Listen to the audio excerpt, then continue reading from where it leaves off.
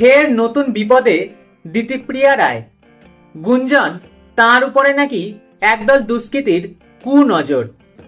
কিছুতেই তারা নায়িকাকে শান্তিতে দিন কাটাতে দিচ্ছে না, সারাক্ষণ নজরবন্দি করে রেখেছে তাকে। ওদের হাত থেকে বাঁচতে এবং নিজের সম্মান রক্ষা করতে বাধ্য হয়ে নাকি দিতিপ্রিয়াকে ছদ্মবেশে রাস্তায় বেরোতে হচ্ছে।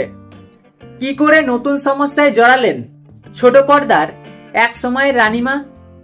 টেলিপাড়ার অন্দরে কান পাতলেই শোনা যাচ্ছে সবটাই ঘটছে ছোট পর্দায়।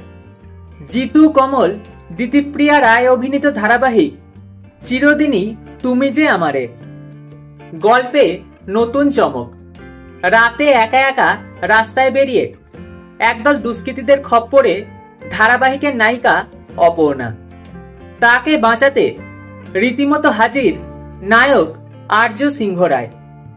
এক প্রস্থ মারপিটের পর উভয়ে আশ্রয় নেয় এক মন্দিরে। মন্দিরের সাজসজ্জা অনুযায়ী সম্ভবত সেটি রাধাকৃষ্ণের মন্দির। সেখানেই নিজেদের বাঁচাতে দিতিপ্রিয়া সম্ভবত রাধা রূপ নেবেন।